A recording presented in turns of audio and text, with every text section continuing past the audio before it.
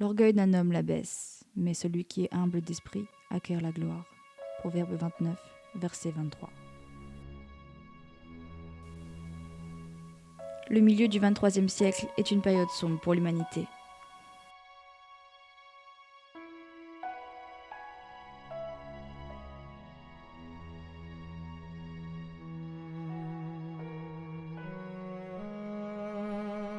Pour corriger les erreurs des générations précédentes, l'homme a dû faire des sacrifices.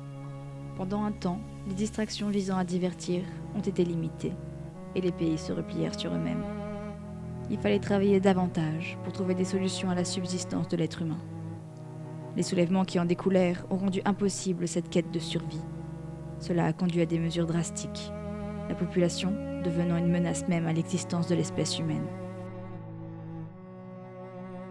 Cette colère et cette cupidité menèrent à des guerres civiles et des violences innommables. Il n'y avait guère le choix. Il fallait soumettre ce peuple. Une commission d'urgence des chefs d'État s'assembla dans le plus grand des secrets le 18 mars 2146. Ce jour-là, une décision fut prise. Elle changea la face de l'humanité pour toujours. Les sentiments des êtres humains allaient être contrôlés. Tout cela avec une piqûre dans la nuque paralysant les amygdales du cerveau, qui contrôlent les émotions. Aujourd'hui, les sentiments et son commerce sont un luxe, qu'une minorité de la population ont la jouissance d'en abuser. Sous forme de menu, ils ont catégorisé les sentiments, et les classes les plus pauvres ne peuvent disposer que d'un menu pour assurer la reproduction de l'homme. Leur seule liberté, qui de ce fait, les enchaîne à cet esclavage.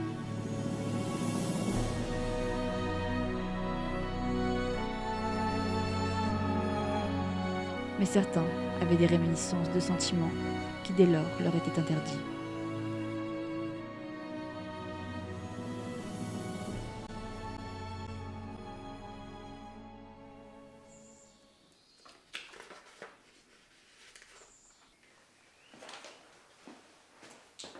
Bonjour, je souhaiterais prendre un menu, s'il vous plaît.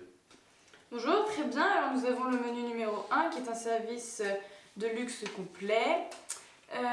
C'est une formule émotion avec de la joie de vivre, de l'humour et qui vous fera du bien pour vous et votre entourage, à condition bien sûr qu'ils aient bénéficié du même menu que vous, ou avec aussi le menu 2 Extra Plus si vous voulez. Non, ce n'est pas celui-ci qui m'intéresse. Ou alors le menu 3 qui est très bien adapté aux personnes âgées. Non, c'est celui qui est en promotion qui m'intéresse. Je voudrais le menu 5. C'est une seconde.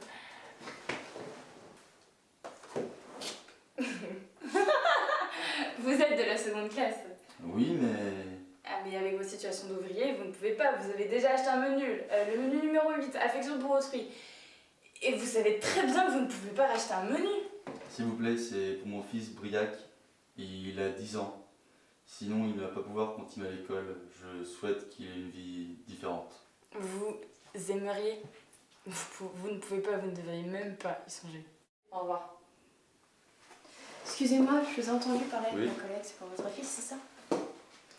S'il n'a toujours pas de menu, vous pouvez toujours en acheter un et le mettre sur son compte. Vraiment? En revanche, il pourra n'en bénéficier que d'un. Vous voulez dire qu'il ne pourra pas avoir de famille? C'est exact. Non, je ne peux pas lui faire ça. Après, c'est à vous de voir. Non, vraiment.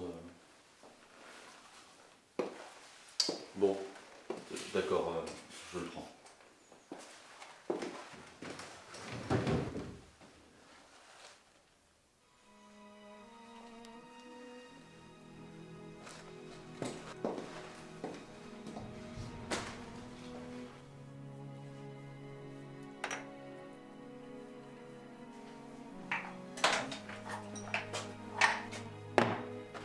C'est quoi?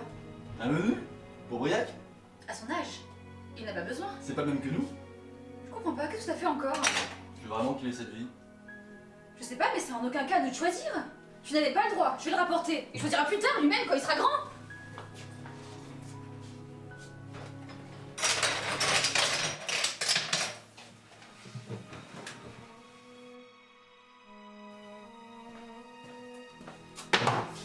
Tu l'as pas fait? Non, j'ai pas réussi. J'ai aidé, mais j'ai pas pu. C'est mieux. Non, c'est mal, tu sais pas ce qui est bien ou mauvais. Personne ne sait. Il le sera pour nous.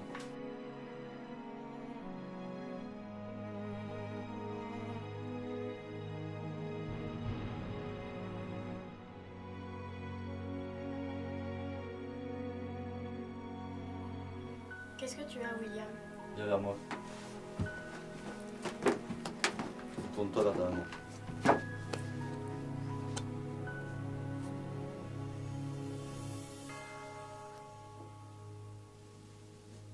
C'est aujourd'hui, Emma? Oui, c'est le grand jour. Aïe! Maman, il m'a fait mal! Maman, regarde-moi.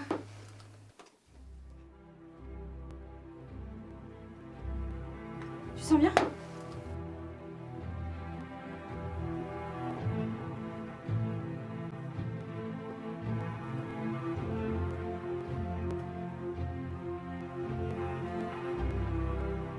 Voilà, Briac. C'est ça le cadeau que nous tenions à t'offrir. C'est la joie de vivre, d'avancer. Utilise-le à bon escient pour que tu puisses avoir une toute autre vie. Celle que nous n'avons pas eue. Cette chance qu'aucune personne de notre condition n'a eue. Pour que tu aies la possibilité et l'envie de continuer tes études, de continuer à t'élever. Pour qu'un jour tu deviennes quelqu'un d'important et que tu puisses changer les choses. Aime cette vie comme nous t'avons aimé, car tu ne sauras aimer qu'elle, et elle seule pourra te réconforter. À présent, tu ne peux avoir la charge d'une famille, mais tu as celle de la vie, la seule responsabilité qui vaille la peine d'être vécue, qui te donnera envie de vivre dans ce monde dénué de sens, hostile à toi, à ce que tu représentes, à ton libre arbitre, à notre cri, sourd d'espoir.